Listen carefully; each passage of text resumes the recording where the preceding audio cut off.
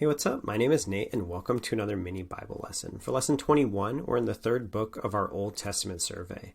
We'll be in the book of Leviticus, and the story of Leviticus continues the narrative from Exodus. It takes place within the 2 years that Israel spent camped at the foot of Mount Sinai, receiving instructions from God.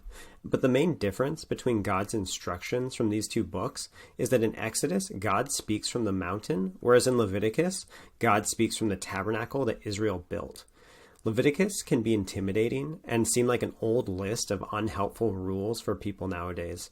But by looking at the themes within the book, we can gain insight to what godly living looks like today in a modern context. This is Leviticus 11:45. It says, "I am the Lord who brought you up out of Egypt to be your God. Therefore be holy, because I am holy." Holiness is one of the major themes at the center of this book. Godliness simply means to imitate and to think and act the way that God thinks and acts. Here, God is saying that we must be holy, but what does that mean? Holiness boils down to pure versus impure, knowing the difference and then acting in accordance. As Christians, when we're devoted to following God and separating ourselves from the temporary things of this world, which do not honor Him, we become morally like Him. Paul describes it this way in Philippians 2. He says, "Work out your own salvation with fear and trembling." That means to grow in holiness. Be separated and devoted to Jesus to become morally like Him. Mankind is made in the image of God and is capable of reflecting His divine likeness. As God reveals Himself to be ethically pure, He calls individuals to a holiness resembling His own. In this book, God instructs His people in 5 major areas.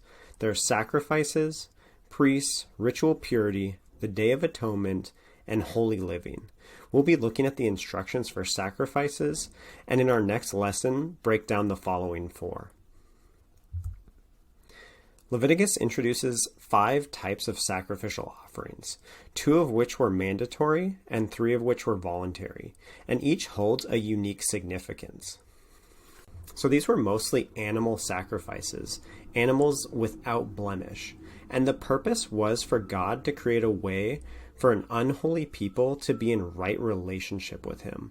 They offered sacrifices for their sin against God, as well as their wrongdoing against each other. They also offered sacrifices signifying their thankfulness for God's provision and for their fellowship with God. But this all begs the question, why does this matter, especially now? The ritual and sacrificial law found in Leviticus does not apply to Christians, even though the moral law, which is repeated in the New Testament, does. It's changed, but the most important principle of all of this hasn't changed. It matters because Leviticus helps us to understand the meaning and importance of Christ's sacrifice for us. The truth of our need for sacrifices remains. The cost for our sin is high, and Jesus has fulfilled the law, paying the price one time for all, so that we can know God. I hope this video has been helpful to you. Thanks for watching.